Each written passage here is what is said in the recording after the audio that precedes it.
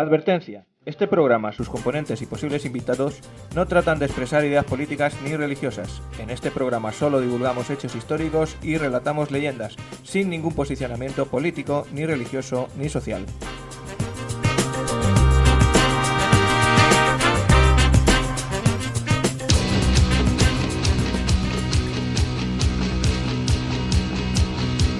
Hace mucho tiempo que se acabó, pero es que hay cosas que nunca se olvidan, por mucho tiempo que pase.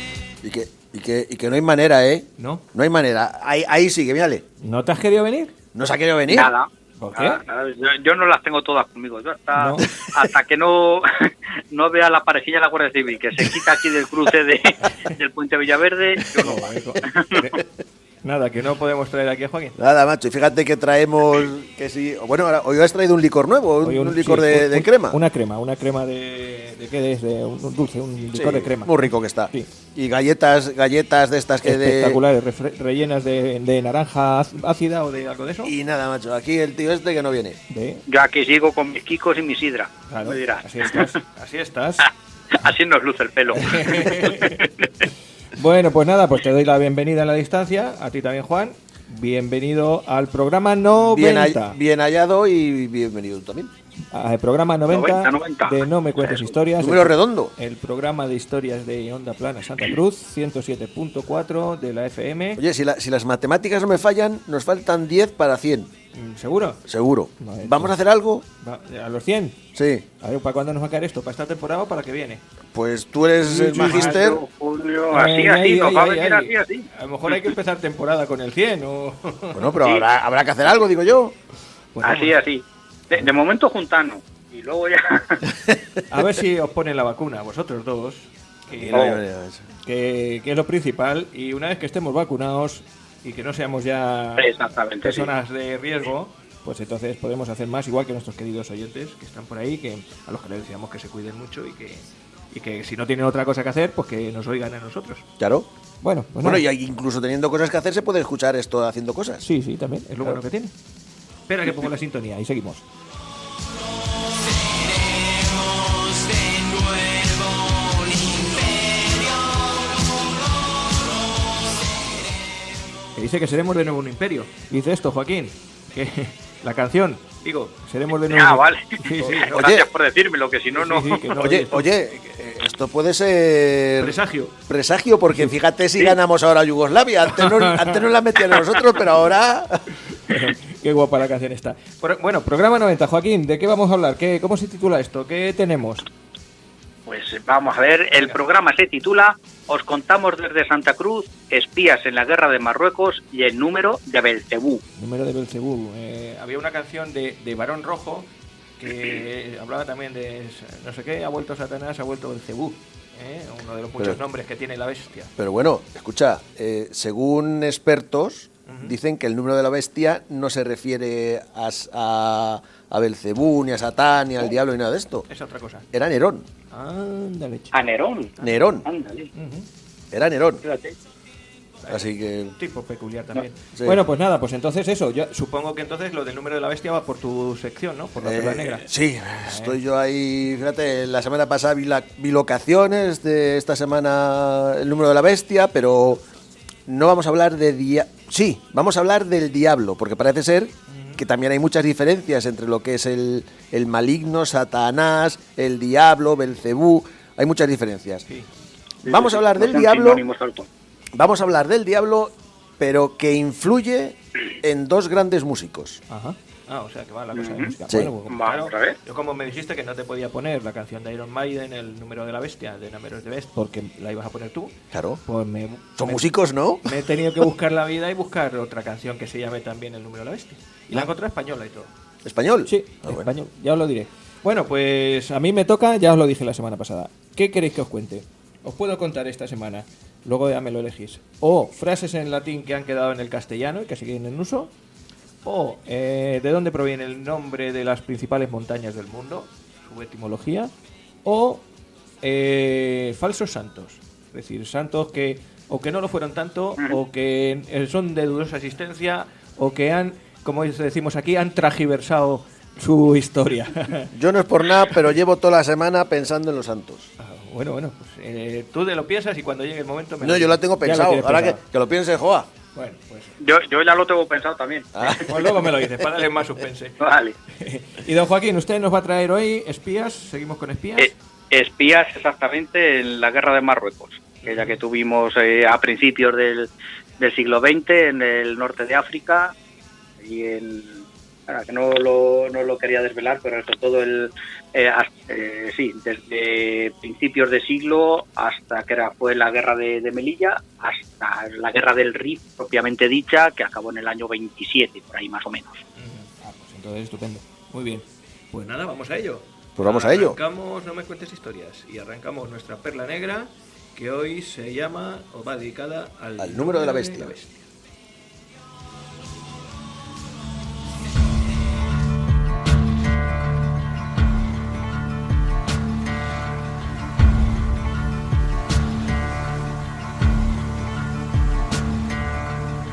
There ain't no grave can hold my body down. There ain't no grave can hold my...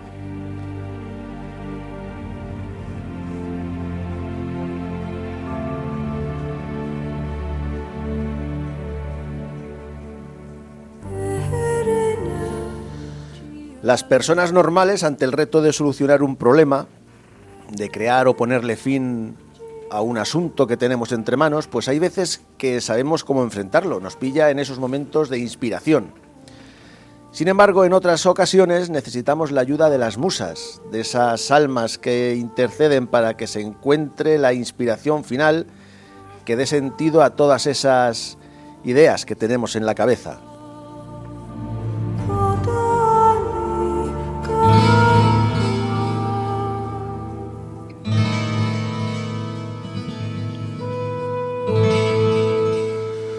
Luego están los que recorren terrenos más oscuros e incluso pactan para llegar a su fin hasta con el mismísimo diablo.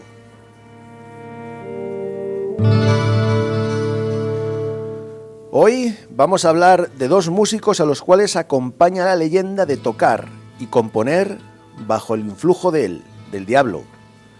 Hoy, en La Perla Negra, el número de la bestia.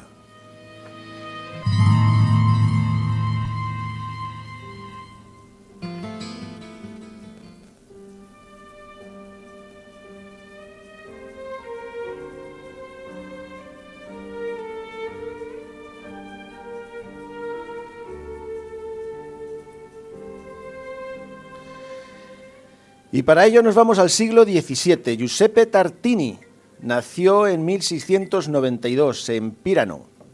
O en Pirano, es mejor, ¿no? Más mejor que... No sé, no he estado por allí nunca. Bueno, esto pertenecía a la antigua República de Venecia. Hoy la localidad se llama Pirán y pertenece a Eslovenia.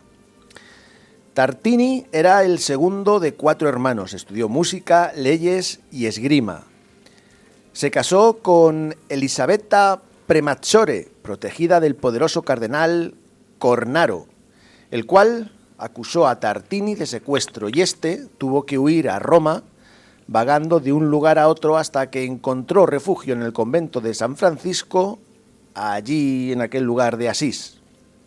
Allí, protegido por un pariente suyo, pues estuvo 2 años y durante todo este tiempo estuvo mejorando sus conocimientos de violín.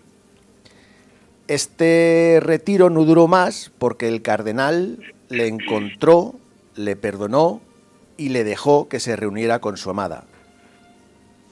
Finalmente Tartini moriría a mediados del siglo XVIII, en 1770, el 26 de febrero, a causa de la gangrena que sufría en una de sus piernas, y 2 años después de que lo hiciera su amada.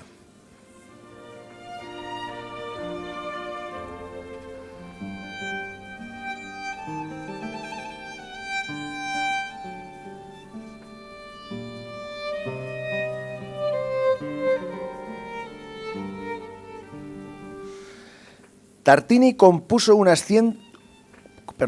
compuso unos 150 conciertos y unas 100 sonatas para violín, de las cuales la más conocida y misteriosa es el Trino del Diablo, que está sonando ahora. Esta sonata para violín en sol menor la compuso a raíz de un encuentro con el diablo. Fue en 1713 cuando Tartini tenía 21 años y en el tiempo en que estaba recluido en el convento de San Francisco, cuando, según su testimonio, durante una noche, mientras dormía, el diablo se le apareció pidiéndole ser su siervo a cambio de que el músico le vendiera su alma. Tartini aceptó y retó al diablo a tocar una melodía romántica al violín, creyendo que éste no sería capaz de hacerlo. En sus palabras, esto fue lo que pasó.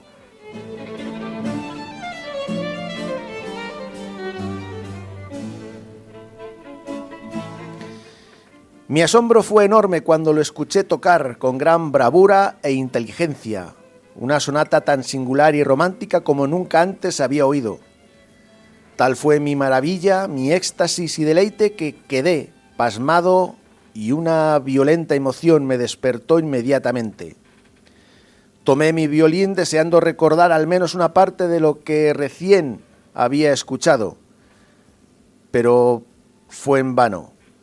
La sonata que compuse entonces es por lejos la mejor que jamás he escrito y aún la llamo la sonata del diablo, pero resultó tan inferior a lo que había oído en el sueño que me hubiera gustado romper mi violín en pedazos y abandonar la música para siempre.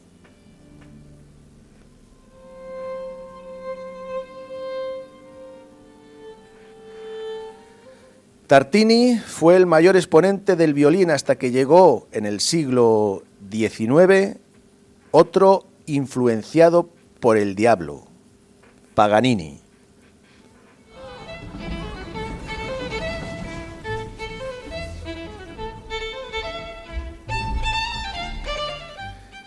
Niccolò Paganini era de cara muy pálida, rasgos muy marcados, ojos oscuros y penetrantes, nariz puntiaguda, los cabellos largos y ondulados caían sobre sus delgados hombros.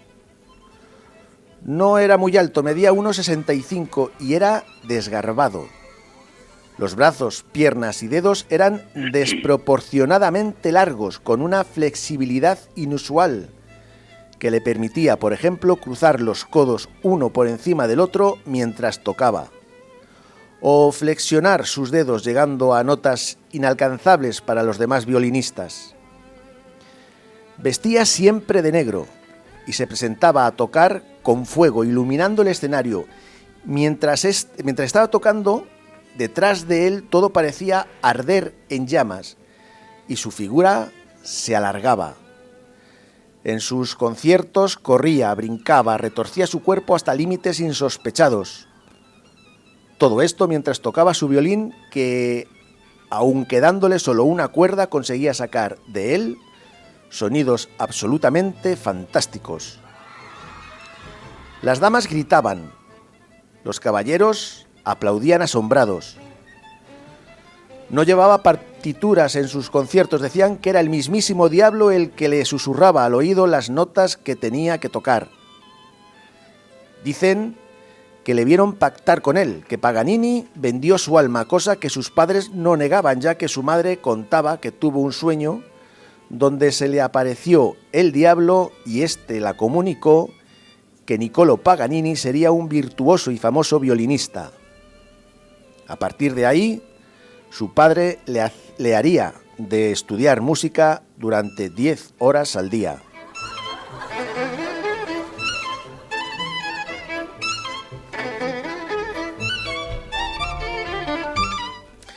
Niccolò Paganini nació en una familia modesta en Génova el 27 de octubre de 1792. Nació enfermo, tenía el síndrome de Marfan, de ahí que sus extremidades fueran más largas de lo normal. A los 5 años empezó a estudiar la mandolina y a los 7 comenzó a tocar el violín. Cuando tenía 16 era ya famoso, aunque no rico, porque Se dio a la bebida, al juego y a las mujeres. Paganini tuvo mucho éxito con las damas. Decían de él que a pesar de ser feo y descuidado, ejercía una extraña y poderosa atracción en ellas. Famoso es el romance que tuvo con las hermanas del todopoderoso Napoleón.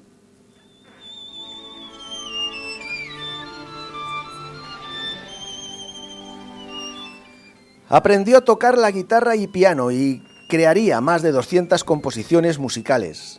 Tenía una increíble y peculiar técnica a la hora de tocar el violín. Como hemos narrado antes, retiraba 3 de las 4 cuerdas del violín y con esa única cuerda que quedaba tocaba y sonaba como si hubieran más violines tocando.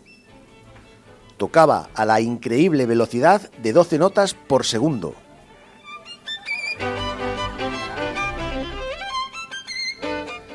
Había admiradores que para que tocase para ellos, pues le invitaban a comer, y esto no le gustaba mucho porque a Paganini, porque luego de comer, pues estos le dirían, pues eso, que tocara el violín. Cuando eso ocurría, decía: mi violín no come fuera de casa. Nació enfermo, y esa enfermedad poco a poco le fue comiendo, de tal manera que el 27 de mayo de 1840, por tuberculosis, por sífilis, pues una hemorragia interna se llevaría a nuestro magnífico violinista.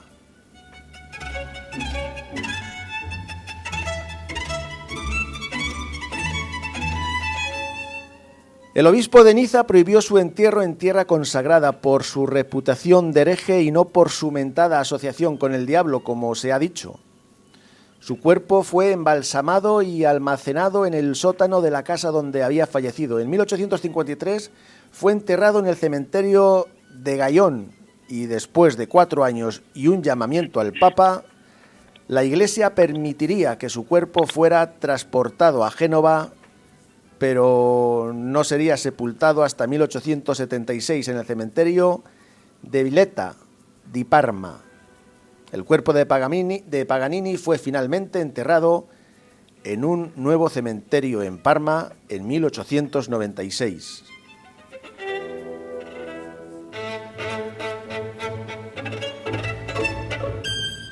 Las musas, el diablo, está claro que todos necesitamos de una inspiración, una idea que aclare y ordene de las ideas que queremos hacer.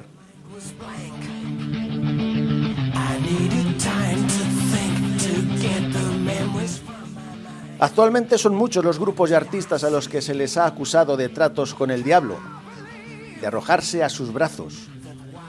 Ya lo dice una canción de esos a los que dicen de pactar con el diablo. Partí solo, con la mente en blanco. Necesito tiempo para pensar y ver los recuerdos de mi mente. Lo que vi puedo creerlo, que lo que vi aquella noche fue real y no solo fantasía.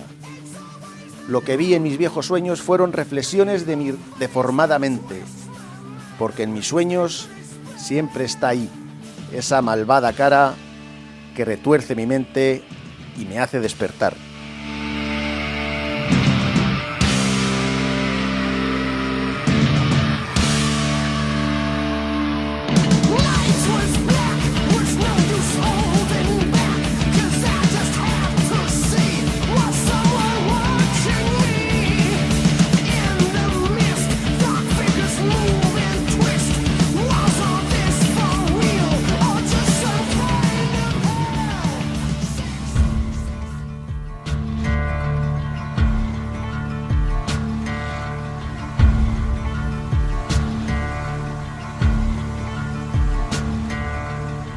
There ain't no grave can hold my body down.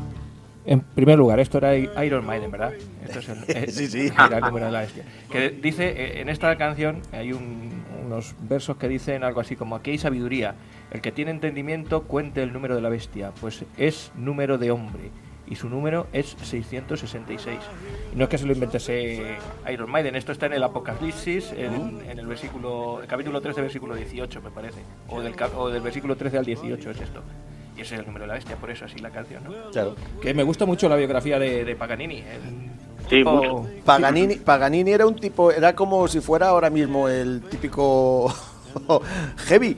Vestía de negro, melenas, hacía de chillar a las nenas. Otro Mozart también, salvando las distancias. Es decir, Lo que era tenía que ser digno de ver era cómo se retorcía. Claro, en las fotografías que veréis en YouTube ya veréis como no era muy alto, era unos 65, pero se le ve con las extremidades muy largas y finas. hay un síndrome que el otro día estuve viendo. Síndrome de Marfan. Sí, que te permite eso, hay una flexibilidad extrema en articulaciones que te permite pues eso, hacer piruetas, formas o posiciones en los instrumentos que no se pueden en otras personas. Y luego, bueno, este era defecto una virtud. Este era Paganini, pero Tartini, cuando vi que, bueno, en realidad se quería casar con Elisabetta, pero su padre, porque era de una posición, la dama era inferior al caballero, pues su padre no le dejó, tuvo que esperar a que se muriera su padre para poder casarse. Y ¿Cuántos ha habido de esos? Y cuando se casa, resulta que era la protegida del cardenal que le persigue. La verdad que es para escribir una novela de este hombre también. Entonces, bueno, ahí tienes dos biografías. Dos biografías. Que el otro día, por cierto, me confundí, que te dije que te iba a poner... Al precio de una. Claro. El otro día te dije que íbamos a poner Urucallina y todavía no toca Urucallina. Claro, y me parecía muy... Sí, pusimos Alonso de Ercilla, que era la que correspondía por tiempo. Y para esta semana te tengo preparado una de un hombrecico guadalajareño, creo, muy majete. Te falta Galvarino. Casi, no, Galvarino ya la pusimos. Sí, Galvarino sí. Galvarino lo pusimos ya. Sí, ¿Ah, sí? esa está Semana puesta, sí. Desde el día de la semana pasada, sí. No sé, no la he escuchado. Sí, pues esa está puesta. Y Lino Bueno. Ah, Lino, bueno. El que hizo la casa en el Pedrusco.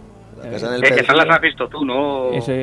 Sí, esa fui a ver la Roca, estaba allí un familiar suyo que te hace de guía, te cuenta la historia, y la verdad que es impresionante lo que ese hombre construyó con sus manos, el pico Pala. y trabajando después de trabajar, o sea que lo hacía por la noche. Oye, estas semanas pasadas ha salido en la tele también un chaval, bueno, ya un poquito mayorcete, pero que se cogió un día un cabreo con 14 años y cogió un pico y empezó a picar y se ha hecho una cueva con 4 o 5 habitaciones en Almería, o sea que... Coño, eso es meritorio. Sí, no, y además le decía, dice, y ahora el ayuntamiento yo creo que me va a decir que tengo que dar esto de alta como casa, porque no, y se ve le ha echado una mano un amigo suyo y dice, no, pero esto pico y pala, y saca. Así que tenía su aquel. Este hombre no fue por un cabreo, fue por necesidad pura y dura. Sí, fue por necesidad porque se quedó sin casa. Bueno, pues ese es nuestro No me cuentes biografías, que ahí lo tenemos. Y pues eso, que el que quiera escucharlo luego nos dice Joaquín, si quieres, más tarde en las redes sociales y demás, y ya nos cuentas dónde podemos escuchar todas estas cosas. ¿Me habéis pensado entonces de qué vamos a hablar hoy? Que a mí lo de las montañas me gusta mucho. Yo sí, yo lo tengo clarísimo. ¿Vamos con los santos? Sí. Y Joaquín, ¿tú qué te parece? Yo iba a decir lo del latín, pero más que nada por incordiar. Por incordiar. Pues mira, hemos dicho cada uno. Así que, ¿quién tiene el voto de calidad? En este caso, el director. O tú mismo, que es tu sección. Ahí está. No, yo lo que quiero es el reto. Que me pongáis en el reto de un tema que no está, vamos, sí está preparado a priori, pero que no sé hasta este momento cuál va a ser. Así que... El director, que es el voto de santos, calidad. Los santos. Bueno, pues entonces, espera que ponga un poquito de música y me estás diciendo aquí una cosa que ahora entiendo después. Vamos con ello.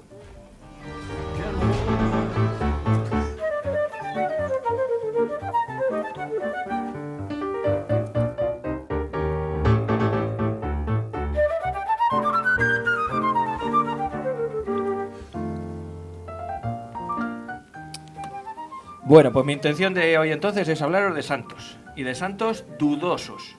¿Y por qué de santos dudosos? Pues bueno, pues porque hay tantos... Bueno, en principio, tenemos claro que el cristianismo es una religión monoteísta, es decir, que seguimos a un solo Dios. Pero claro, si luego te pones a contar la cantidad de vírgenes, de santos y demás que tiene cada uno en su pueblo y en su casa, pues resulta que hay más gente que en el Olimpo de Zeus. En resumen, que somos politeístas, incluso la misma Virgen, con todas las advocaciones que tiene, pues ya siendo la misma persona, fijaros. Claro, ¿por qué pasa esto? Pues por una sencilla razón. A los primeros 40 papas que hubo, se canonizaron en bloque. Es decir, de los 40 primeros, pues santos todos. Eso ya de golpe. El mismo Juan Pablo II, que murió él solito canonizó a más de 400 santos. Y nombró 1200 beatos. Y él mismo es santo. O sea que santos tenemos para hinchar. Y el problema no es que muchos de ellos no se consideren santos, porque, por ejemplo, San Cirilo, ya no que no fuera santo, si es que no era ni buena persona, es que era un asesino. ¿Quién era Cirilo? Pues un santo que se dedicó a eso, a cargarse gente. Y bueno, pues se confundieron. Entonces, ¿qué pasa? Que muchos de ellos o son simples leyendas o directamente no existieron. Para ello... ¿Sabes? Y perdona que te corte. Sí, córtame. ¿Sabes el santo que me gustaría a mí saber? A ver. San Cojoncio. San Cojoncio... te voy a contar uno que tiene que ver por el refrán. San Cucufato. ¿No has dicho nunca sí, el San de los cojones de Ato. Claro, pues. No, pero o sea, en un programa de radio, ya hace ya bastantes años, hacían un concurso donde decían, a ver, ¿qué santo soy? Fulanito. Bueno, pues se tiene que presentar el fulanito con el carnet de identidad para que sea identificado. Bueno, pues se presentó un tío con el carnet de identidad que se llamaba Cojoncio. Bueno, pues entonces, oye, que mi abuelo se llamaba Augurio y yo no he conocido a otro. O sea que... Y el mío es Cérvulo y tampoco conoció a otro. Coño. Bueno, pues entonces, oye, pues lo investigaré lo de Cojoncio, a ver de dónde viene. El caso es que, bueno, la Iglesia, que tampoco estaba muy mal, en 1969, siendo Papa Pablo VI, dijo, bueno, a ver, aquí vamos a poner santos de primera categoría y de segunda, porque esto no puede ser tanto santo, y entonces en el Concilio Vaticano II, pues se puso un poco de orden. Se establece santos de categoría universal, los de primera, y otros, pues que hay que eliminar el culto. Pero claro, no, tú no lo puedes eliminar del todo porque a ver quién le quita a uno el santo de su pueblo. A ver quién se atreve. Pues nadie. No se puede poner, pero esos, digamos que la Iglesia no pone la mano en el fuego por ellos. Algunos de ellos son muy famosos y si no, ya lo veréis. Prácticamente todos los mártires esos que pasaron a un segundo plano son mártires entre el siglo II y III después de Cristo. Es decir, que es muy difícil saber si la historia era cierta o no era cierta. Casi todos eran santos de la zona oriental, es decir, lo que hoy es Turquía, que era la Iglesia cristiana ortodoxa, ni se ha planteado quitar estos santos, porque por eso mismo, porque ¿para qué les va a quitar a uno los de su pueblo? Pero la occidental, en teoría, no contamos mucho con ellos, pero bueno, ahí están. Y de hecho, ya digo, como muchos son famosos. A todo esto ayudó mucho un tipo que se llamaba Jacobo de la Vorágine.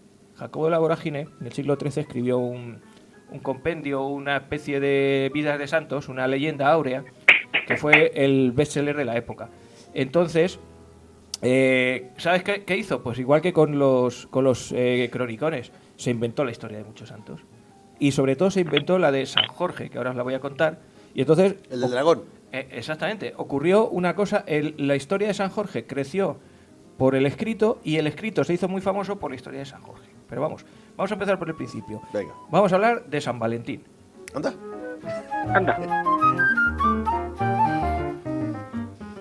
¿O qué os pensabais? ¿Que San Valentín era un santo...? No, vamos a ver. Lo primero... Normal y corriente. A San Valentín quien ha dado fama ha sido el Corte Inglés. Empezando por ahí. En la época de los 50 en España, las cadenas de venta, las grandes almacenes pusieron de moda la historia de regalarse a los enamorados y entonces eligieron a San Valentín. Pero fíjate lo que son las cosas. Este santo fue uno de los que se retiró en el Concilio Vaticano II en 1969. ¿Por qué? Pues mira, según la Enciclopedia Católica, el santo cuya festividad se celebra hoy como San Valentín pudo ser 3 personas distintas. O sea, no se tiene claro quién fue ni siquiera San Valentín. Y que los 3 fueron ejecutados en el 270 después de Cristo en el reinado de Claudio II, del emperador Claudio II. Puede ser o un médico romano que se hizo sacerdote y que casaba a los soldados a pesar de que ello estaba prohibido por el emperador que eso lo consideraba incompatible con la carrera de armas. Así que, por eso, el Claudio II se lo cargó, lo decapitó en el 270. Este santo es muy venerado en Francia, en una diócesis que se llama Jumièges, que está en Normandía. Este puede ser uno de los que fuese San Valentín realmente, pero es que también puede ser un obispo de la ciudad de Interamna, que hoy es Terni, en Italia, donde se encuentran los restos de su cuerpo conservados en la Basílica de San Valentín, y donde el 14 de febrero es fiesta patronal. Pero es que también puede ser, y este es a lo mejor el que más probabilidades tiene, un mártir de la provincia romana de África, que durante la conquista de África de Roma pues se vino para acá y se lo cargaron. Así que uno de los tres que también se dedicaba a casar a soldados con mujeres, que eso estaba muy prohibido. Como no El registro civil de aquella época, muy mal plan. Sí, así que por la época y demás, como no se sabe quién es San Valentín, pues la iglesia lo ha dejado en un segundo plano, pero es famoso, pues eso. Pues, Escucha, pero las verdaderas reliquias de San Valentín las tenemos aquí en España. Están en 4 o 5 sitios distintos. En Eso, Madrid. eso es como el prepucio de Cristo. Las Las verdaderas están en la iglesia de San Antón, Te vuelvo a decir. ahí en Madrid. Como Está un fémur, Sí, la sí. calavera Tiene- y unos huesos más. Es cierto que ahí hay unas reliquias, pero si no se El sabe tema de las siquiera quién fue San reliquias. Valentín, vas a saber de quién son las reliquias. Bueno, pues vamos con San Jorge, que os he dicho antes, San Jorge. Parece que es un santo menor, ¿no? Y, fíjate, es patrón de Inglaterra, patrón de Bulgaria, de Portugal y de Aragón, de Cataluña. Se le supone que mató a un dragón, pero en realidad eso es una cosa como si fuese de Juego de Tronos, que te carga el que se carga el dragón. No, falso absolutamente. En primer lugar, hay está asociado, lógicamente, hace poco lo pasamos al 23 de abril, al Día del Libro, San Jorge, la Rosa y demás, y esos son 2 errores graves. Primero, porque el día 23 de abril es un tropezón de la UNESCO que se fió de Víctor Hugo y dijo, mira, que se han muerto el mismo día Shakespeare y Cervantes. Y no era cierto. El alcalaíno, el nuestro, llevaba 10 días muerto cuando Shakespeare todavía no las había palmado. Como hubo la movida del calendario gregoriano y demás, paso del calendario juliano al gregoriano, pues ahí se desajustó la fecha. Y San Jorge pues pasó directamente de ser un mártir de estos de taparrabos, un pobrecico mártir al que se le había cargado, a ser un caballero con armadura que se cargó un dragón y que, bueno. Pues, ¿qué pasó aquí? Pues pasó lo siguiente. En el siglo IV, el emperador Diocleciano asesinó a muchísimos cristianos que no querían renunciar a la fe cristiana. Entre ellos, un oficial romano que atendía por el nombre de Jorge y que fue torturado, decapitado, enterrado en Jerusalén y convertido en santo en el siglo V. En el siglo XI, cuando los soldados de la Primera Cruzada llegan allí a Jerusalén, encuentran la tumba. Entonces, claro, mira, hemos encontrado la tumba de San Jorge, tal, y entonces empezaron a engrandecer la historia y la mezclan con cuentos populares. Pues mira, bueno, este vino por aquí y le pegó una pata a un perro. De pegarle una pata a un perro pasó a que se había cargado un borrico, de cargarse un borrico apareció por ahí un dragón. En definitiva, que nació la leyenda de San Jorge, un valiente que a lomo de su caballo pues salva a una princesa de un fatal destino porque era víctima de un dragón y le convence al pueblo. ¿El caballo era blanco? En muchas de las figuras sí aparece como blanco, Y entonces, claro, para poder matar a la bestia, convence al pueblo de que se tienen que pasar todos al lado bueno, al cristianismo. De esto ya digo que tenía mucho la culpa el Jacobo de la Vorágine, el obispo, que era obispo de Génova, y que lo incluye en la leyenda dorada, que es la recopilación esta de vida de santos que os he contado. Así que gracias a esta peripecia, San Jorge se convirtió en uno de los santos más aclamados y el libro, a su vez, uno de los más vendidos de la época. Se hizo el favorito, el santo de los... Ahí empezaría el marketing. Claro. Se hizo rápidamente favorito de los europeos y Martín I declaró a San Jorge patrón e intercesor de la Casa de Aragón, entre otros. Un siglo después que ya lo había hecho Eduardo III en Inglaterra. O sea que ahí ya los reyes dijeron, buah, este tío a caballo, claro, con armadura, con tal, este es nuestro santo, macho, este es el más machote. Pues nada, eso era cierto. Digo yo, ¿qué fumaría, no? ¿Qué tomaría la gente esta? No, esto, vamos a ver, bajando a lo más mundano. Lo mismo que pretendían los cronicones, ensalzar la historia del cristianismo por encima de de las historias paganas, para decir que bueno, que el cristianismo era mucho más antiguo y era mucho más fundado. Lo que pasa con la historia de nuestros pueblos, es decir, es mucho más bonito decir que Santa Cruz de la Zarza se fundó antes que Roma y que por aquí, bueno, tuvieron épocas de arrianismo en el año 400 y tal, y todas estas cosas, que decir, no, mira, por aquí es que esto no lo quería nadie y se lo dieron a la Orden de Santiago Goves y por aquí conseguían que no pasaran los moros, hicieron un pueblo. Pues más bonito lo otro, y además asociado al cristianismo, que es lo que se pretendía. Pues esto un poquito igual, adornamos un poquito la figura del santo y lo hacemos aquí a un machote. Así que será San Jorge. Vamos con San Cristóbal. Otro que celebramos aquí en el pueblo, San Cristóbal, ¿no? O sea, con la iglesia tomado, que a mí se me ocurrió hablar de San Cristóbal una vez y me dijo uno, ¿a qué te arreo? Claro, pues, por eso la iglesia no se atreve a quitar el culto a estos santos. El patrón de los conductores y de los que se van de viaje, bueno, pues también fue retirado del calendario, y porque su conmemoración no pertenece a la tradición cristiana, simplemente. De San Cristóbal, dice la leyenda que era un gigante cuya efigie podía verse con su barba y su cayado en todas las puertas de las ciudades. Es decir, una ciudad medieval donde ibas, ahí estaba San Cristóbal puesto. Porque era una creencia común que bastaba con mirar su imagen para que el viajero, el que se iba de viaje, tuviese un buen camino y que no le pasase nada. Las distintas tradiciones cristianas no tienen muy claro de dónde viene el origen. Se le describe como un gigante cananeo que tras su conversión al cristianismo ayudaba a los viajeros a pasar por un vado de un río y los llevaba a hombros, como era tan grande. Y entonces un día ayudó a cruzar un niño que pesaba mucho, y claro, que decían, no, es que era Cristo, y claro, cargaba con todos los pecados del mundo. Entonces, al pasarle, pues le bautizó al gigante y le encomendó pues predicar por el mundo. El nombre de Cristóbal en sí significa eso, portador de Cristo, por esa hazaña.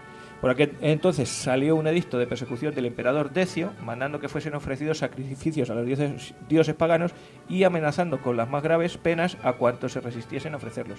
Dagón, que era prefecto de Lidia, detuvo a Cristóbal y fue sometido a martirio. Fue flagelado, escúchame, con varillas de hierro hasta morir, mientras no cesaba de cantar himnos a Dios. Joder. Todo eso, lógicamente, es leyenda, pero de ahí viene la historia de San Cristóbal. Otro de los santos que, como dices tú, con la iglesia hemos topado.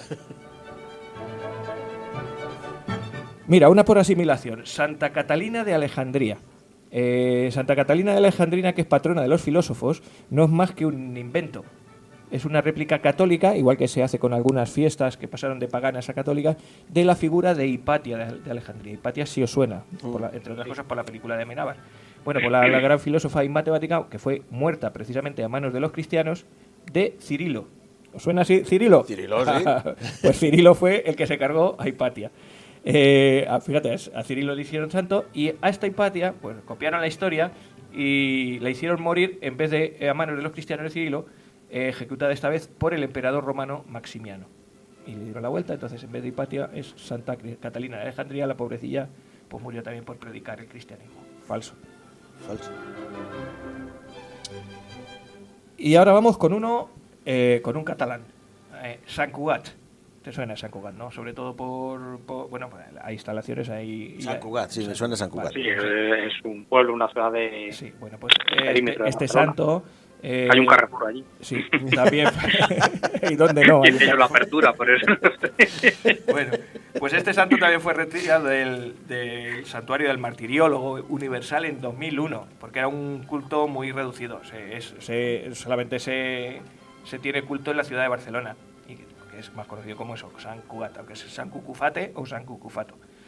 Es un santo cristiano que predicó por la península ibérica alrededor del siglo III. Dice las cosas que nació en Escilio, que era una provincia romana de Cartago, en el año 270, que predicó el cristianismo por la península ibérica, entre otras por Ampurias, la ciudad de Ampurias, y las autoridades romanas le cogieron y dijeron, ¿dónde vas tú a predicar por aquí? Que esto es Roma, hasta que lo condenaron a muerte. La leyenda dice que, escúchame bien, prepárate, le abren el vientre y le sacan las tripas, pero él mismo se las recoge y se las cose con un cordón y Santas Pascuas. ¿No queda ahí? El emperador Galerio le condena a la hoguera. le ponen en la hoguera, pero un soplo de Dios apaga las llamas. Con lo cual, este era como el quemade. ahí está. Después lo encierran en una mazmorra, pero los carceleros se convierten al cristianismo y lo sueltan. Y por último dice que, pues como el de los rayos, dice, al final, mátame ya, camión. Porque la leyenda dice que Dios le permitió a San Cucufato, cuyo deseo era acceder al cielo por la vía del martirio, que lo degollasen. Y ya cuando le cortan la cabeza ya no. Ya no. Así que, pues eso, hace más de medio siglo que el Vaticano expulsó a 33 santos, a muchos más. Y estos, pues algunos nunca existieron. Os voy a contar otros 3, ahora mujeres, y algunos muy cortitos, y veréis cómo algunos estaban. Vamos con Santa Verónica. ¿Qué procesión de Semana Santa que no se precie no va a tener a la Verónica allí que le seca las lágrimas a Cristo? Pues no, pues falso. La tradición dice que, bueno, está extraída del Evangelio apócrifo de Nicodemo. Dice que fue la mujer que durante el Vía Crucis tendió a Cristo un velo para que enjuagara su sudor y se quedó marcado en el velo el rostro de Cristo. Y es muy común su representación pictórica o escultórica portando ese paño. Es un personaje absolutamente inventado. No existió en ningún momento. Pues un poco lo que le pasó a... Escucha, y de ahí viene el arte del toreo, la Verónica. La Verónica yo creo que es por el uso no, es el capote, ¿no? Lo grande. Hay un movimiento en el que, digamos que le pones el trapo en la cara al toro. Por eso lo de la Verónica. Por el poner el trapo al sí, toro sí, en la cara. Sí, es Ajá. eso. Puede ser, puede ser. Sí, no, casi seguro. Vamos, no soy taurino ni mucho menos, pero tiene que ser eso por naturaleza. O porque hay una flor que también se llama Verónica, pero no creo que tenga mucho que ver. A lo mejor también porque el capote describe una forma de flor en forma de Verónica. Lo buscamos luego, de cualquier manera. Vale. Bueno, vamos con Santa Úrsula. Santa Úrsula, según diversas fuentes, habría vivido entre finales del siglo IV y del siglo V. Se convirtió al cristianismo prometiendo guardar su virginidad. Como fue pretendida por un príncipe bretón de nombre... Como el coño de la Bernarda. Y metía la mano en otro mundo. Pues este príncipe, que se llamaba Hereo, decidió realizar... la muchacha se fue a Roma para librarse del príncipe bretón. Y así... Pesado. Digo, bueno, pues allí me voy y así consagro mis votos y me quedo virgen y tal. Pero al regresar fue sorprendida en Colonia por el ataque de los hunos, los de Atila. Sí. Así que Atila se enamoró de ella. Pues fíjate por dónde la pobre fue a parar con Atila, ni más ni menos. Y ella se resistió. Así que, junto con otras 11.000 vírgenes que se negaron a lo mismo, a ser apetitos sexuales de los bárbaros, pues a esta Úrsula se la cargaron. Fue martirizada y murió. Fíjate. ¿Esto qué pasa? Por decir que no. Claro, que es una... Porque los bárbaros no violaban. No, que va, es una cosa... Tiran piedras a la policía y eso, pero violan no violan. Bueno, pues esta Úrsula es una imagen asimilada de una diosa germana que se llama Freya y que protegía a las doncellas vírgenes y las recibía en el ultramundo si fallecían sin haberse casado. Es decir, que asimilan la diosa de la mitología germana con esta Santa Úrsula. Y por último, ya para terminar, nos vamos a acordar, y eso que hoy... Sí llueve, ¿no? Sí, llovió hace un poco, hoy no. De Santa Bárbara. ¿Cuándo nos acordamos de Santa Bárbara? No. Cuando truena. Pues os voy a decir... patrona dónde de los viene. vineros. Bueno, pues parece ser que el origen de Santa Bárbara es un mito occidental surgido de leyendas locales, pues como siempre, de origen pagano. Y que están vinculadas, pues eso, a las invocaciones a las tormentas y a los rayos. Igual que se invocaba a la tierra, al sol, a la primavera. Pues dice que la leyenda ya asimilada, que en el siglo III, en el norte de la actual Turquía, vivía una joven llamada Bárbara, que era hija de un tío rico, un ciudadano que se llamaba Dioscoro y que tenía mucha pasta, era influyente, y entonces pues que la encerró en su casa, a la muchacha, esperando a buscar un matrimonio con otro tío de pasta. A ver si encuentro uno, que esta se me va a escapar por ahí, se va a casar con el primer sastre que vea, y no, aquí encerraica hasta que yo encuentre uno. Así que bueno, pues allí está la pobre muchacha encerrada y dedicada a la oración. Ya se había hecho cristiana y tienes que rezar y rezar. Y bueno, pues su padre un día se da cuenta que se ha vuelto cristiana y dice, pero bueno, ¿qué es esto? Esto no puede ser. Qué disgusto. Te denuncio ahora mismo. Madre mía. Así que la denuncia y la entrega a un pretor martiniano, a un pretor martiniano, no, al pretor que se llamaba Martiniano, y le dice, bueno, o renuncias a la fe y te casas con quien yo diga, o o te dicta condena de muerte el tío este. Así que nada, dice que Nanay ordena la ejecución y le dice, pero no te voy a matar yo, el pretor, no, te va a matar tu padre, que para eso estás denunciado. Buah. Pero que el padre, lejos de arrepentirse, dice, sí, que me va a salir esta a mí que no va a hacer lo que yo diga, trae que me la cargo. Zacatá. Y se carga la Santa Bárbara y esa misma tarde, cuando Dioscoro, el padre de la muchacha, vuelve para casa, se lía una tormenta de truenos y rayos. ¿A que no sabes qué le pasa? Le cae Un rayo Le encima parte y, un rayo. y le deja fulminado. Así que de ahí viene el dicho, a coronarse de Santa Bárbara cuando truena. ¿Eh? Ajá. Bueno, pues estos eran nuestros Qué falsos curioso. santos. Y se me caen por aquí las cosas. Falsos santos o santos a los que se ha engrandecido un poquito la leyenda. Y no cerca de aquí, hay un santo que no es, o sea, que es... Sí, bueno, es Santo que Niño tampoco- de la Guardia, por ejemplo. Ahí está, Sí, el niño de la Santa eso Fe. está reconocido, que son inventos, pues igual. Pero escucha, no no puedes ir allí y decir que eso no existe allí. Claro, pues O sea, igual que no puedes ir a Cuenca a decir que no son las turbas, que es la procesión de los borrachos, porque yo que soy medio conquense te inflo. al pilón, Ay, claro, al pilón. al A pilón. ver qué hizo Joaquín en Es lo Uclés. mismo. Bueno, pues nada, si os ha gustado, bien leídas han estado y bien contadas. Así que vamos con ello.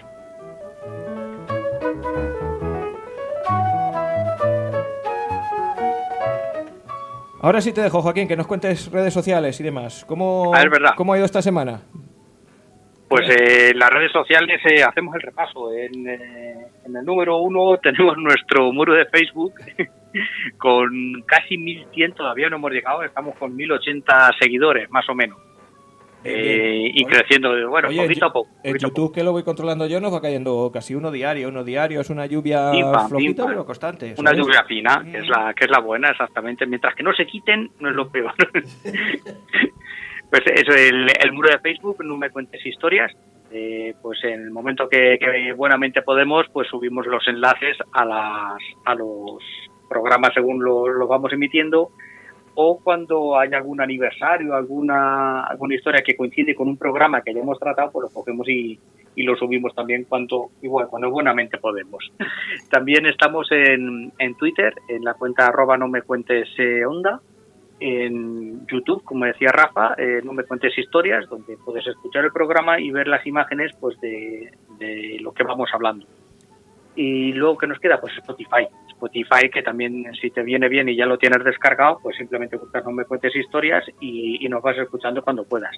Luego está la aplicación que más nos gusta seguir, que es iVoox, donde puedes encontrar tanto el programa No me cuentes historias, como decíamos el otro día, el que viene con un logo de la Rosa de los Vientos, que nos declaramos seguidores de aquel programa de Cebrián de la Rosa de los Vientos, y el chiquitito que es No me cuentes biografías. Extraemos las biografías de distintos personajes y las vamos subiendo ahí de forma separada para si no quieres escuchar todo el programa.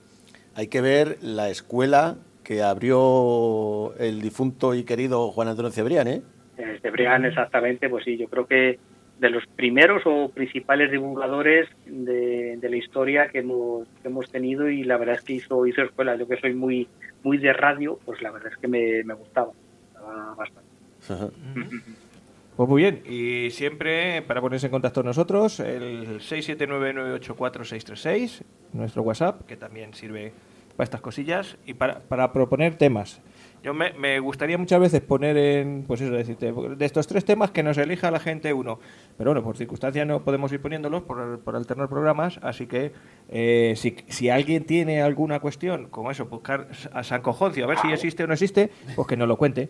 Que nos lo cuente a través de estos canales, ¿sabes? Sí. O el WhatsApp, o el Facebook, o el Twitter, cualquier canal. Es bueno hacer simplemente haciendo un comentario en el programa donde se te haya ocurrido esto, claro. Pues nosotros lo vemos y ya te contestamos y hacemos lo que podemos. Y que nos contesten también lo de la Verónica, que lo dudábamos aquí, que no sabemos de dónde viene. Si alguien lo sabe, que seguramente que habrá mucha gente que lo sepa, pues nos lo cuenta y nosotros aquí lo repetimos el próximo programa y lo explicamos. Así que, muy bien, pues vamos a irnos con...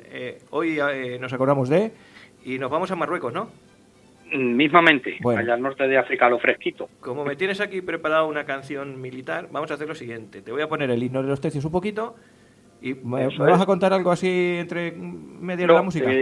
simplemente pone el himno a los tercios y enlazamos con esta canción, Vale. que es popular, no es, Sí. no es marcha militar, Ajá. es una canción popular Vale. de época. Pues mira, himno de los tercios.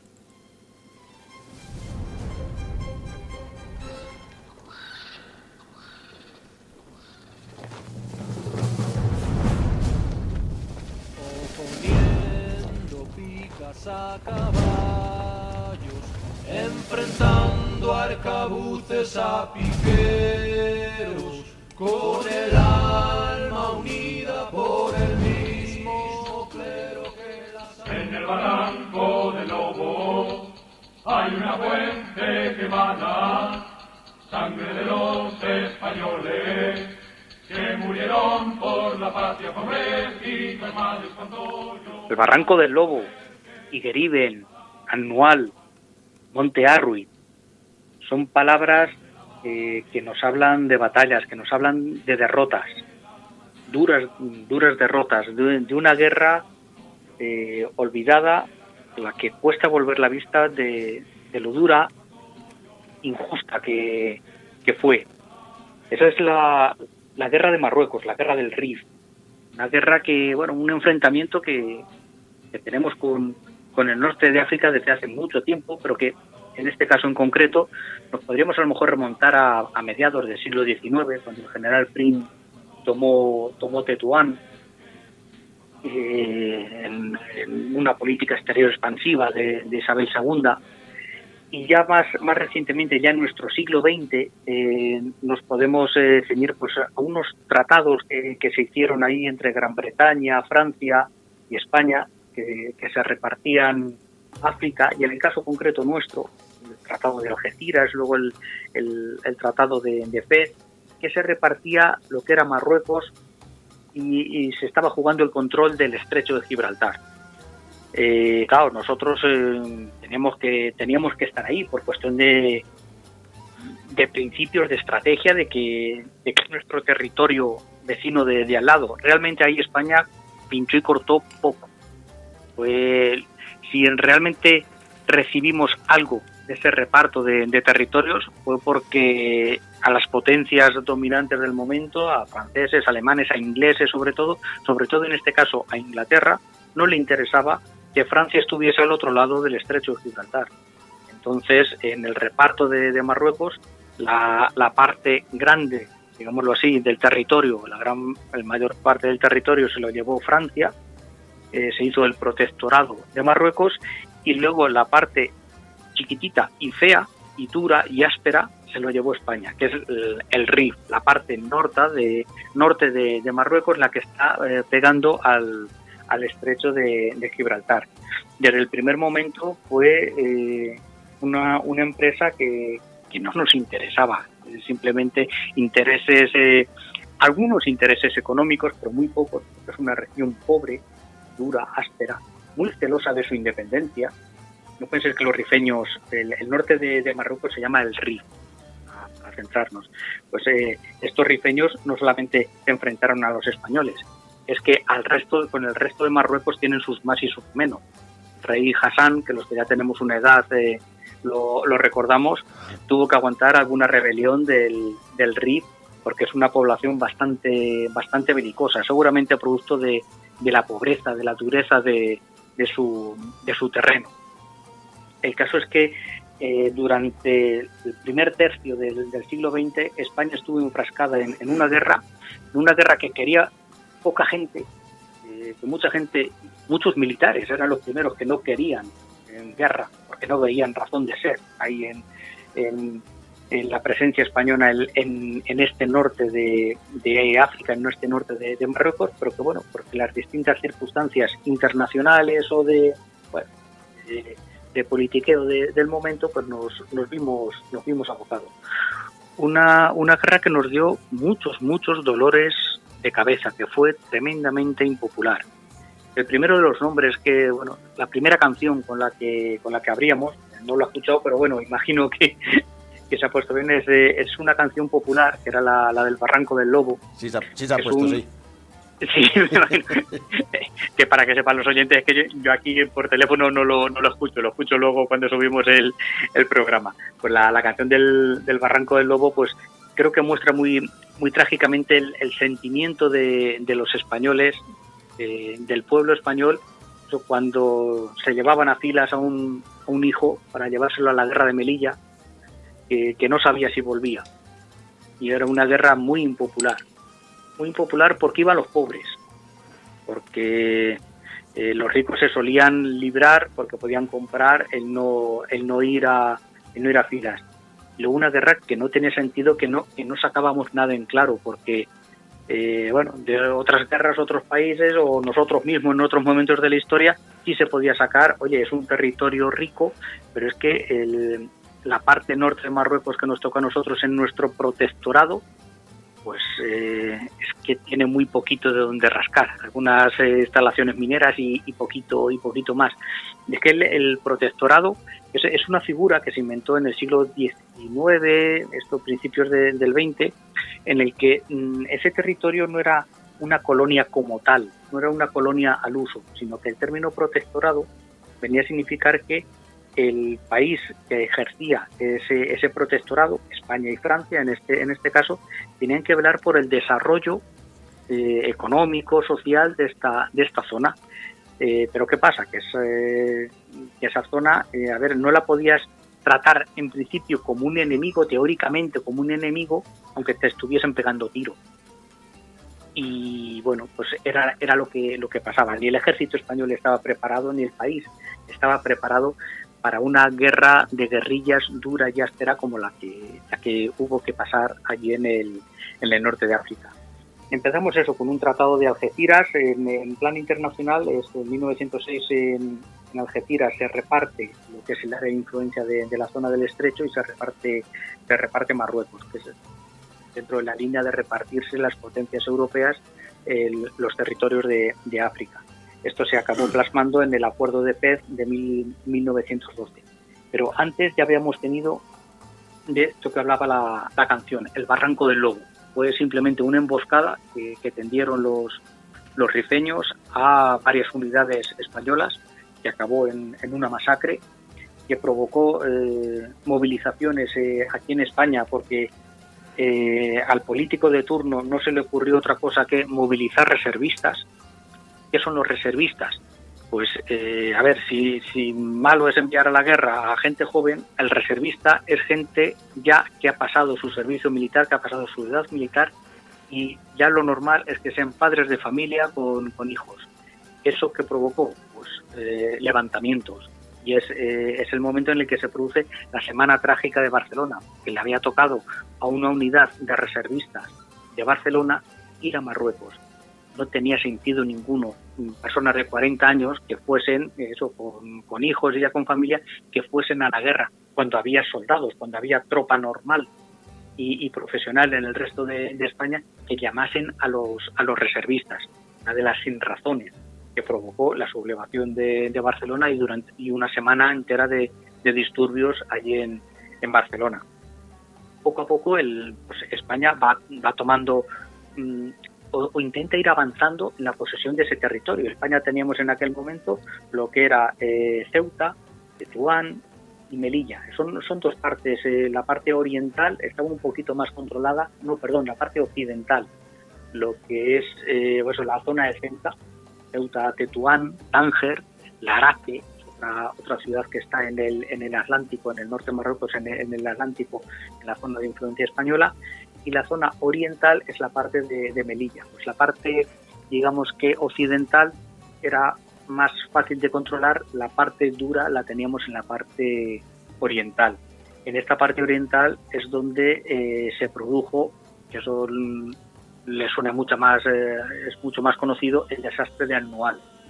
Annual fue una mala idea de un general que se quería colgar unas medallas y se puso a avanzar, a hacer una penetración desde Melilla en territorio del Rif, en medio de aquellas montañas, sin tener aseguradas, sin tomar las mínimas precauciones militares de defender los flancos y defender una posible retirada, de asegurar en un terreno donde hay muy poca agua, de asegurar eso, posiciones bien abastecidas, que tuviesen pozos bien abastecidas de agua. El avance del ejército español se fue haciendo sobre en lo alto de los montes, blocaos, que llamaban, blocaos, alejados de los puntos de aguada, de los puntos de agua. Era muy sencillo que un francotirador o que, bueno, un simple tirador, un cazador de los rifeños, se apostase y esperase la salida de la tropa que bajaba, 5 o 6 soldaditos que bajaban al arroyo que había allí, sin un árbol donde protegerse, a coger agua. Era el tiro al pato. O simplemente era rodear, impedir la salida por agua, y era cuestión de días de que esos muchachos se tuviesen que rendir, o morían de hambre o los mataban los rifeños. Entonces, en ese avance sin sentido, con una población en contra, lo que provocó es que a bastantes kilómetros de Melilla, en este anual, está ahí metido en medio del Rif, el ejército español ya se viese rodeado, se viese copado por las cabilas, que se llaman así, que son las poblaciones, medio tribus, por decirlo, por equipararlo a un término que nos suene más. Se vieron rodeados y se produjo una desbandada, una auténtica carnicería. Hubieron más de 13.000 soldados españoles en la retirada desde Anual, con muchísimos actos de heroísmo, muchísimos actos de cobardía, de supervivencia y muchísima masacre.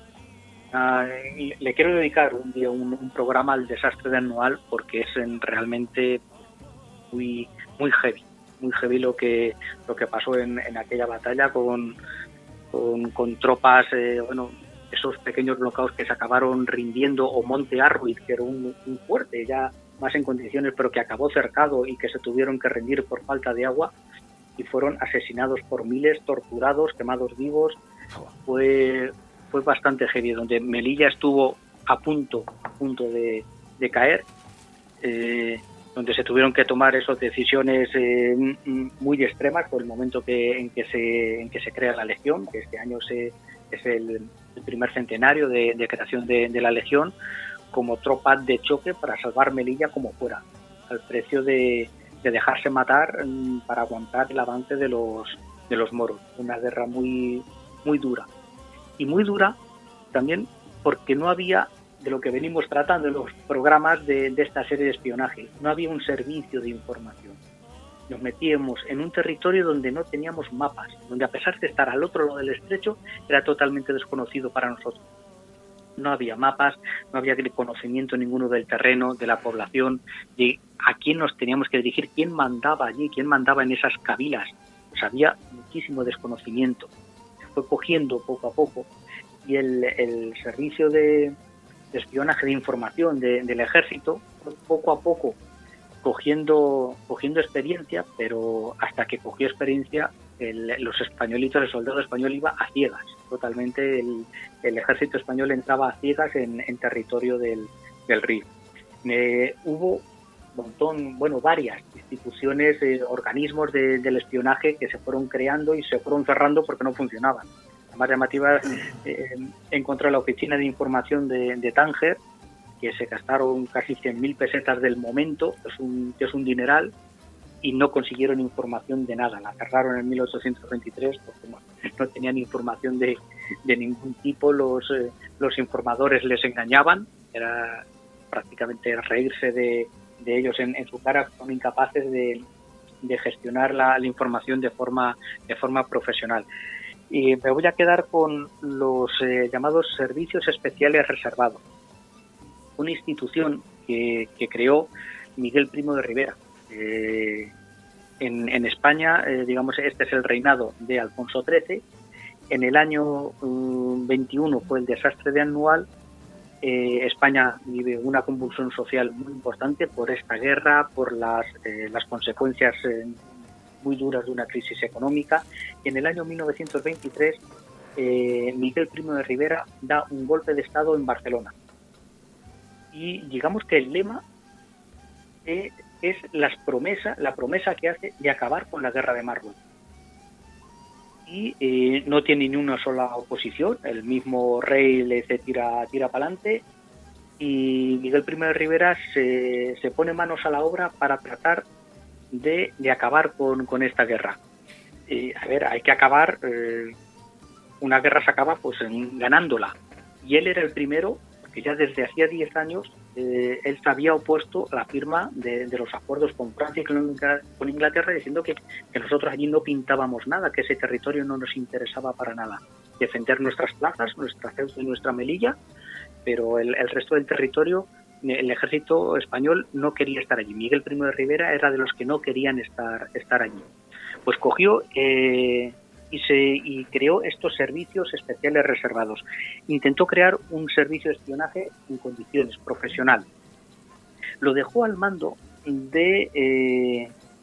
a ver, que se me ha escapado el nombre, Orsatti. Ricardo Orsatti era Ricardo Ruiz Orsatti. Es un filólogo, un conocedor de la cultura marroquí, nacido en Tánger, que bueno, pues le tenía con muchos contactos. Su suegro era antiguo coronel del ejército y tenía bastantes contactos en el norte de Marruecos, y este hombre, que era civil, que no era militar, le dio poderes para crear el servicio de espionaje español en el norte de África. Entonces dividió la zona de Marruecos en dos partes. Él, digamos que dirigió la zona occidental, él y su conocido José Álvarez, y la zona oriental se la dio a otro civil, un italiano, Angelo Girelli, igual, que tenía un montón de contactos, que ya había trabajado también para el servicio de información español, para el ejército español en los años anteriores, que no le terminaba de convencer, porque era un pesetero. Angelo Girelli quería cobrar bastante más que los demás. Se han encontrado nóminas de 750 euros al mes, que para la época es una barbaridad. Hay mucha documentación al respecto. Salen los distintos sueldos, las distintas pagas según el grado de dificultad o de peligrosidad del puesto. Era un servicio de espionaje de búsqueda de información, no era ejecutivo, no estaba encargado de hacer operaciones especiales de ningún tipo. Todos estamos pensando en la CIA, que organiza una expedición pues para acabar con algún personaje que sea contrario a sus intereses. Esto era simplemente recogida de información, y lo que se caracterizó Ricardo Ruiz Orsatti es por la profesionalidad, la seriedad con la que elaboraba los informes, claros, concisos y cada vez más profesionales, más seguros, contrastando la información, que es muy importante en un servicio de espionaje, de periodismo, por así decirlo, contrastar la fuente de información y que sea fiable, que sea segura. Y la verdad es que lo consiguieron. Consiguieron una información fiable, veraz. Tengo aquí uno de los comunicados que he encontrado que enviaban. Al principio se comunicaban directamente con el dictador, con Miguel I de Rivera, en general, y luego ya el general, pues bueno, se dedicaba a otros menesteres y lo delegó en uno de sus coroneles, el coronel Orgaz, ¿sabes? Pero contactaban directamente con él y le enviaba la información directa. Uno de los comunicados: emboscadas enemigas. Según informadores indígenas, el enemigo se propone sorprender en estos próximos días a los siguientes grupos de los nuestros. 1. 9 soldados encargados de la descubierta en Jaira Tuila, Piedra Larga, cerca de Sequela. Punto 2. 7 soldados que todas las mañanas salen del blockhouse del Mediar para hacer la descubierta. Punto 3. Soldados que hacen la guada en el antiguo sendero de Cuesta Colorada y salen del blockhouse que se halla por encima de la guada. Tánger, 2 de enero de 1925. Daba informes muy concretos, empezó a infiltrarse en las filas de los rifeños y empezó a tener información valiosa para que el mando tomase las decisiones y, oye, mira, a estos que salen por aquí, pues si no tienen que salir, que no salgan, que salgan con más precaución, que salgan por otro sitio, que tomasen las medidas que tuviesen que considerasen, pero por lo menos el ejército empezó a contar con una información. Luego, la operación que más me ha llamado la atención es una operación de doble agente. En los años después de la caída de Anual, de la derrota de Anual, se forma lo que se llamó la República del Rif, que es el líder de la sublevación, que se llamaba Abd el-Krim, con este ¿Qué acento, marroquí qué acento árabe tienes? Madre mía, qué maravilla. Pues era el líder de la sublevación. Los idiomas nunca han sido lo mío. Pues este líder de la sublevación intenta, coge a su hermano, coge a un amigo que tenían tunecino, pues intentan ir, van por dos líneas, desde Casablanca, Gibraltar a París, y los otros van también desde el Rif, se van hacia Orán, Argel, suben hacia Francia a entrevistarse, a tratar de conseguir armas, básicamente. Tratar de conseguir influencia exterior, reconocimiento exterior de esta república del Rif y conseguir armas para la guerra contra España. Estos movimientos los sabemos gracias a estos grupos de información que ya los van teniendo controlados. El espionaje español en París, al mando del embajador en París, sigue a estos hombres y consigue que uno de ellos, ahora mismo no tengo el nombre por aquí, este tunecino que trabajaba, que parecía que era afín a ellos, se pase al lado español. Entonces hará de doble agente. Nos mantendrá informados de los contactos que tienen los marroquíes con empresarios que van buscando cañones, buscando fusiles, buscando mercenarios. Los marroquíes no sabían utilizar los cañones, pero compraban cañones y contrataban mercenarios para utilizar los cañones contra las tropas españolas. Poco a poco estos marroquíes van teniendo, no pensemos que solamente un pastor con 4 cabras y una escopeta en lo alto de un cerro, no, tenían cañones. Poco a poco se van modernizando y van consiguiendo equipamiento en condiciones. Que siempre yo he tenido la imagen de este guerrillero por ahí perdido y medio muerto de hambre. Cuidado, que empezaban a estar bien equipados. Y estos hombres consiguen que este tunecino, cuando vuelven a Marruecos, coge, deja a su mujer en España, y vive en un hotel de Málaga, protegida en plan testigos protegidos por el ejército español, a gastos pagados, y él se mete le desembarcan en la costa de Marruecos y se coge y va a buscar a este líder, a Abd el-Krim, y le ofrece una propuesta de negociación de España, una propuesta de paz. Dice, oye, mira, te damos una especie de autonomía, tenemos que mantener el parité, por así decirlo, del protectorado, porque nos obligan los acuerdos internacionales que hemos firmado, pero no queremos guerra, queremos llegar a un entendimiento con vosotros y te damos una autonomía.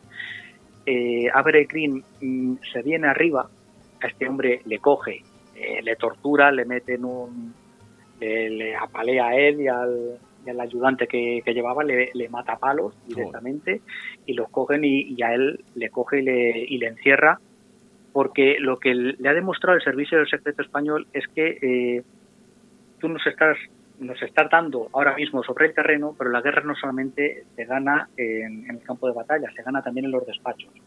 Internacionalmente te tenemos controlado. Este servicio secreto, ¿qué hace?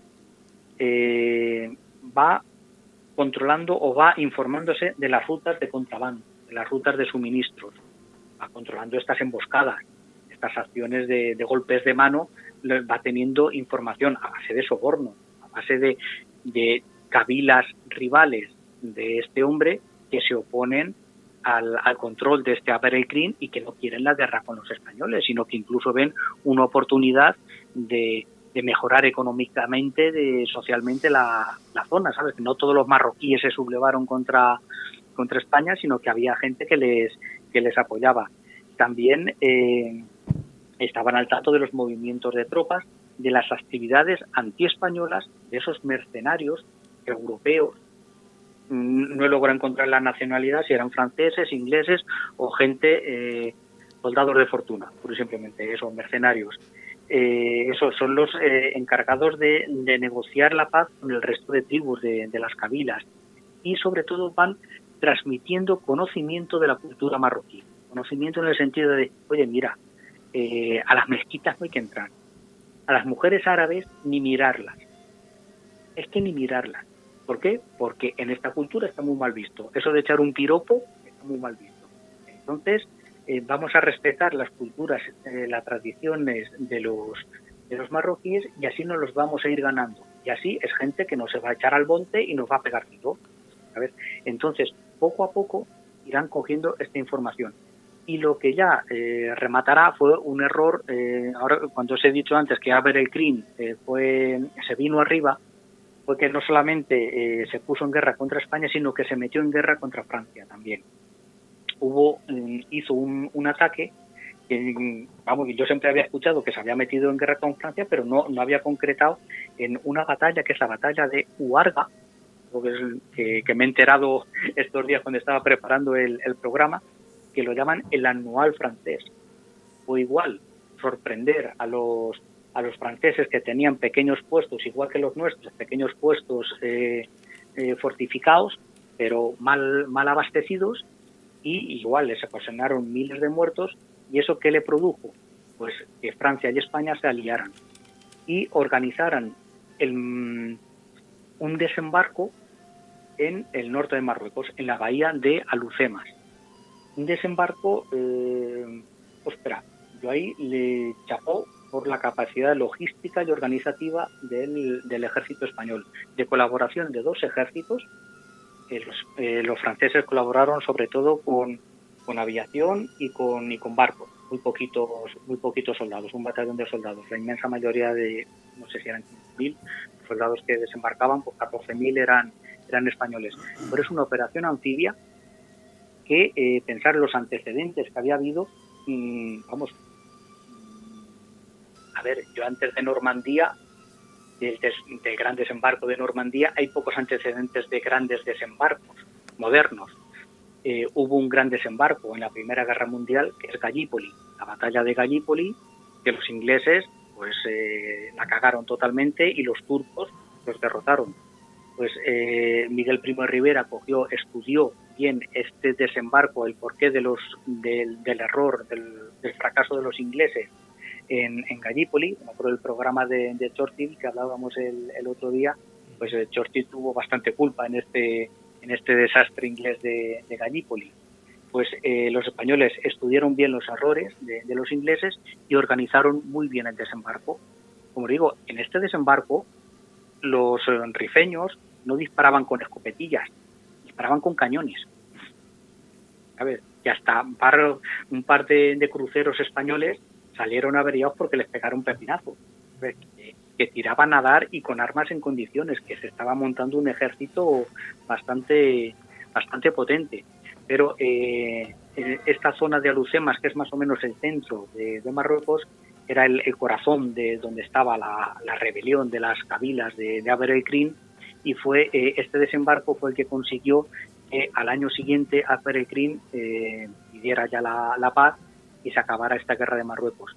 Fue posible todo este desembarco y este ganar poco a poco posiciones, no en grandes batallas, sino en poco a poco posiciones, y ganándose, pues si no la amistad, sí al menos la neutralidad de parte de la población marroquí, gracias a estos servicios especiales reservados que se fundaron el año 24, estuvo funcionando entre el año 24 hasta el final de la guerra, que es el 26-27, que es cuando Abd el-Krim se entrega a los franceses.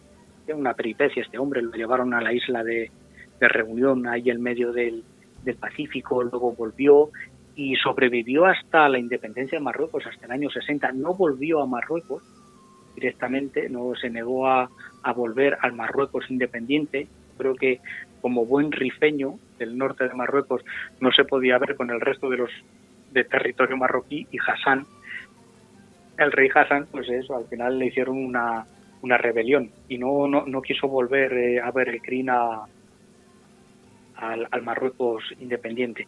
Por esto la guerra acabó el año 27. A partir de ahí se creó una oficina mixta hispano-francesa que recogió las funciones de estos servicios especiales. Digamos que se hizo una oficina de información, de espionaje, por así decirlo. Pero más que espionaje, ya no había a quién espiar a estas cabilas sublevadas, sino de información, de control de la información, de ver qué pasaba en esas cabilas, tanto en la zona francesa como en la zona española. Una oficina mixta que duró hasta el año 56, que fue el año de la independencia de Marruecos, cuando ya Francia se retiró de su parte del protectorado.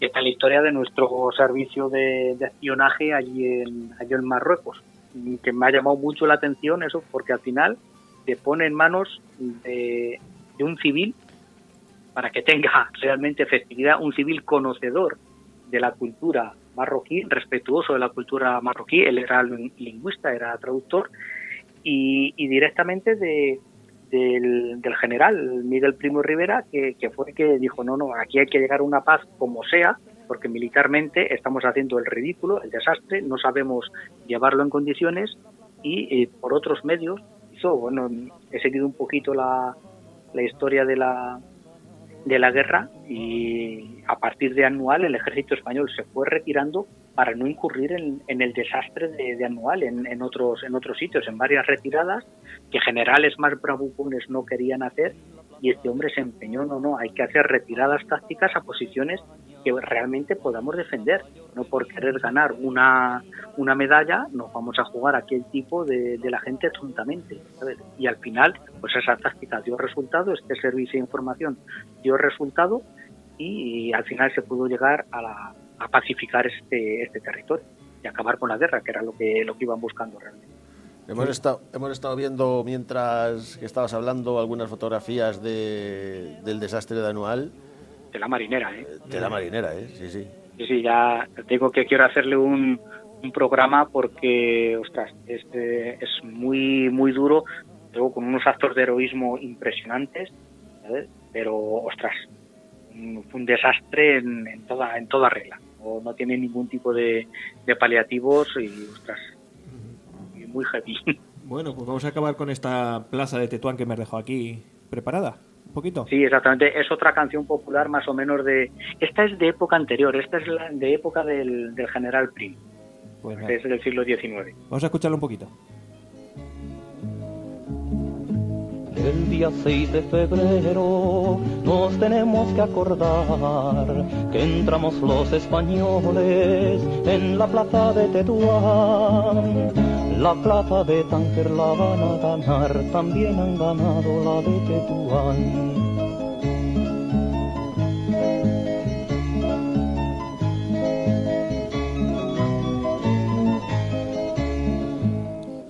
Pues bueno, yo os tenía preparados una canción que tenía que ver con el número de la bestia, como te he dicho.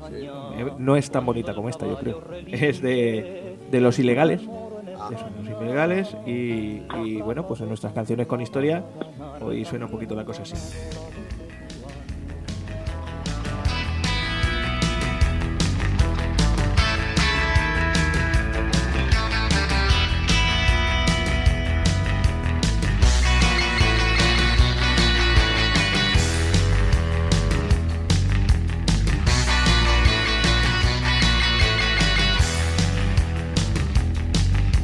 Iremos a nadar a la zona prohibida,